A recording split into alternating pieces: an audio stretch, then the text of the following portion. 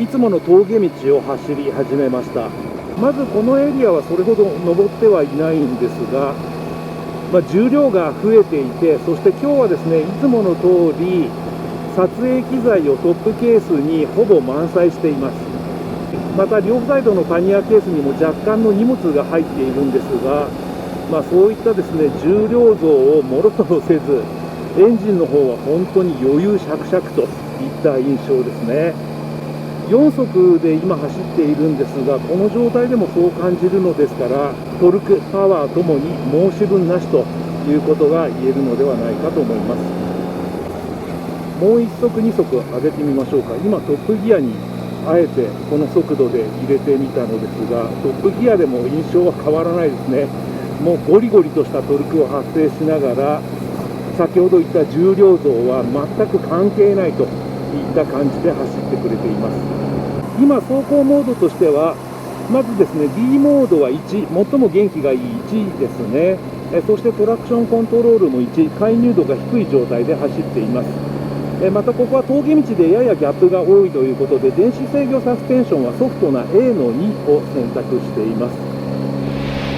なんといってもこの A の2だと高速道路でもコメントした通り快適なんですよね。またこれも高速道路でもコメントしきれませんでしたが、シートに関しては MT-09 よりも快適性は大幅に向上していると言って良いのではないかと思います。お尻が痛くなるということもなく、着座位置の自由度も前後にかなり取られている。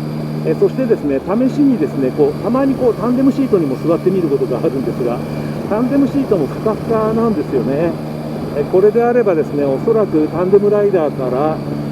大きな不満が出ることもまずないのではないかと思います。エンジンは相変わらず峠道に入っても楽しいですね。開け閉めが多くなるので、この3気筒エンジン、直列3気筒エンジン特有のこのざらついたフィーリングを楽しみながら、かなりスポーティーに走れるといった印象です。またこのような峠道では大小のギャップがあったり、あとコーナリングも増えますし、リアにねケースを3つつけて、そこに荷物をそこそこ入れているんで影響が出そうなものなんですが、そういったことに伴う不安な挙動、例えばシートレール、サブフレームがよれたりとか、そういった感触も全くないですね。ケースを3つつけた状態を想定して、このモデルではサブフレーム、シートレールも MT-09 とは全く違ったものが採用されています。おそらくですね、荷物プラスタンデムライダーの存在なども考慮して、かなり強固なリアフレーム、サブフレームが採用されているんだと思いますが、それもですね、かなり明確に効果を発揮しているといった印象です。両サイドのパニアケースのマウントに関しては、ダンパー付きのケースステーが採用されているということで、荷物の揺れなども全く気にならないというか、全く感じないですね。またですね、パニアケース自体ががっちりと固定されていない、ダンパー成分を介してマウントされているので、それが効果を発揮しているのか、輪方向の動きも軽いような気がします。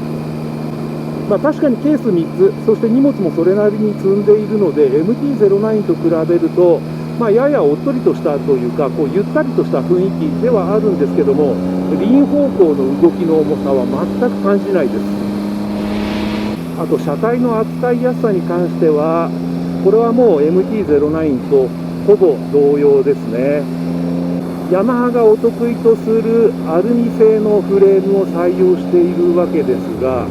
やはりガチガチに硬いというわけではなく、おそらくですね、フレームの途中に大きな穴が開いているセクションがあるのですが、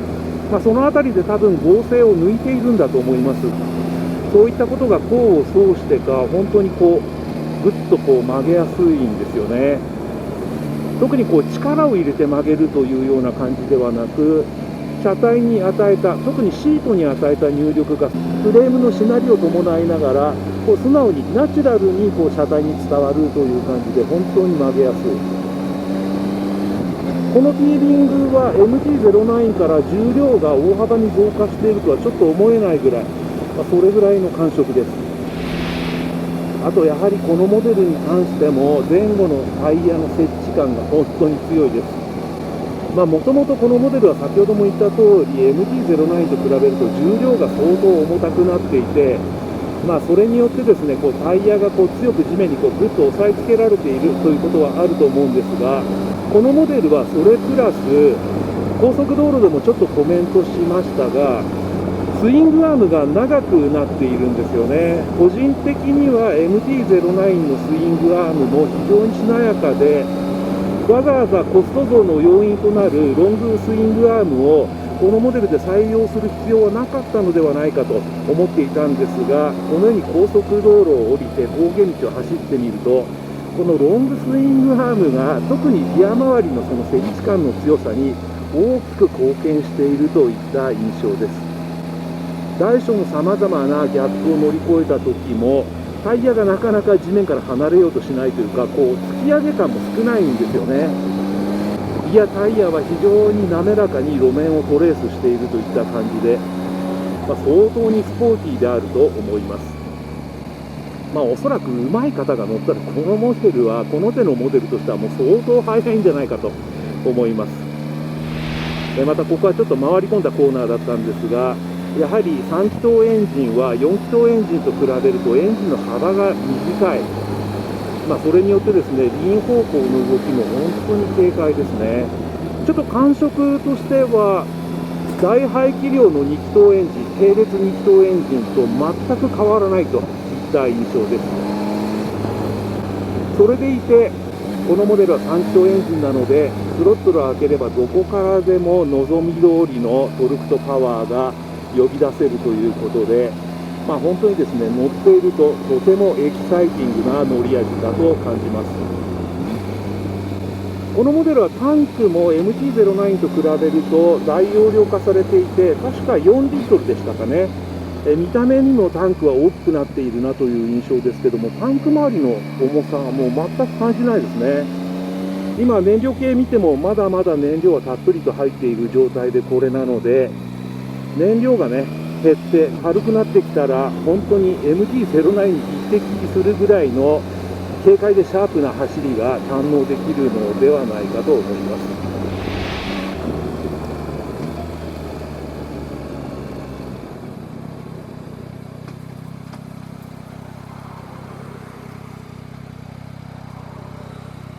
それでは U ターンしてみたいと思います。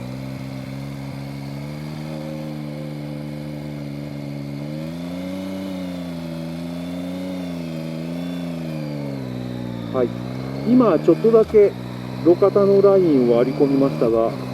これはちょっと不思議ですね。MT-09 に乗った時よりもハンドル切れ角があるような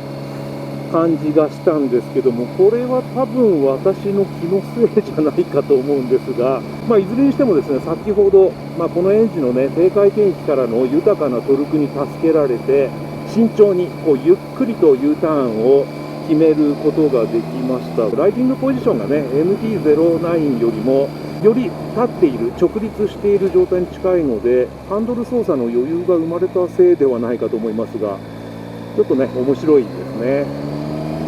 そしてここも回り込んだコーナーですけども、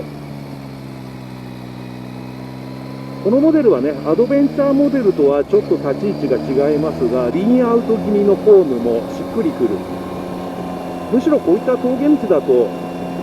ライダーはあまり自分の体を動かさずにリーンアウト気味のフォームの方が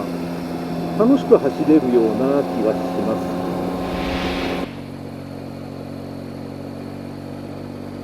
はい、今ね前に遅い車が走っているので、それに合わせて速度を落としてゆっくりと走っているんですが、そしてギアは3速27、8キロ、今30キロぐらいですね。これぐらいの速度でも本当に安定してますね。車体の方譲ってくれましたね。車体の安定性はね、先ほど遅い車の後ろについた時にししっかりと感じ取れましたが、本当にね、低速でも安定しているのと同時に、やはりこのエンジンですね。3速でちょっと面倒くさいんでシフトダウンをサボりましたけども、3速でこんなにこうゆっくり走っていても全くエンジンの方はエンストする気配すらないというか、エンストって何ですかみたいな感じで、エンジンの方はもうしっとりと回ってる感じなので、ライダーはね、こうぐっと速度を落とすような局面でも全く不安を感じない、そんな感じですね。ちょっと4速にあえて今シフトアップ、4速で今40キロそこそこでも全くエンジンのフィーリング変わらないですね。ちょっと今トップギアで今37キロぐらいですが、これでもね、カタカタ言うようなこともなく、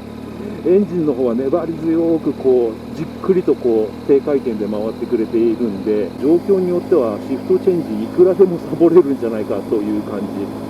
この辺りのね、どの回転域でもライダーが安心できる乗り味、そのエンジンのフィーリングを提供してくれる、これも3気筒エンジン特有のキャラクターかもしれないですね。ヤマハのね、直列3気筒エンジンに限らず、他社製の3気筒エンジンもそういった傾向はあると思いますが、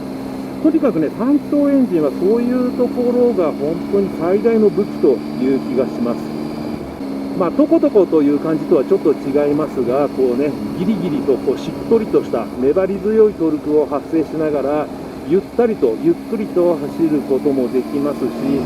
こうね、少し回してスポーティーな走りを楽しむこともできる。そのどちらにおいても不満が少ないエンジンのフィーリングが常に提供される。これがね、やはり3気筒エンジン最大のメリットではないかなと個人的には思います。ここもね、高速コーナーなんですけれども、車体が曲げやすいので、きっかけのブレーキングすら全く必要としないといった感じですね。そういえば先ほどからブレーキほとんど使わずにコーナリングを楽しんでいましたけども、このモデルはね、本当にそれぐらい扱いやすいんですよね。ここも回り込んだコーナーですけども、ここですらブレーキングの必要性はあまり感じない。下りだとなおさらこのロングスイングアームが効いてる気がしますね。下りだとどうしてもこう荷重が前寄りになることが多いんですが、そういった状況においてもやはりリアがね、しっとりと路面を捉えているというか、路面を捉えて離そうとしない、そういった感じがしますね。これはやっぱりこのモデルにわざわざロングスイングアームを採用したというのは、乗り心地の良さの面もあると思いますし、あとショックアブソーバーにね、こう楽をさせるとか、さまざまな意味があったとは思いますけれども、その効果がこう如実に現れているような気がします。前後のブレーキはどうでしょうかね。このコーナーちょっと回り込んでいるので、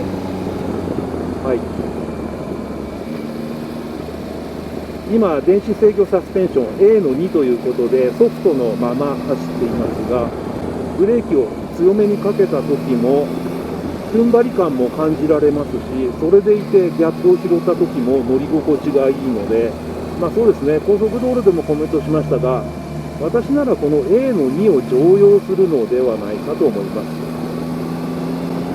ブレーキ自体の効きはこの手のモデルとしては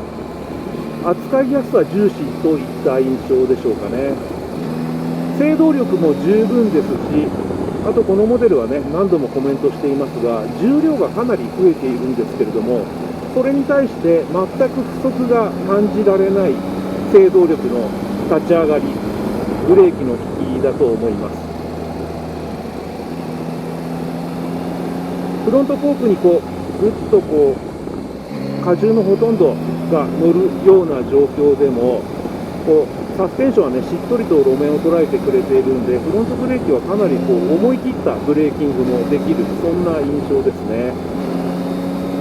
あとやはりラジアルポンプマスターなんで、ブレーキのフィーリングもね、とてもいいですよね。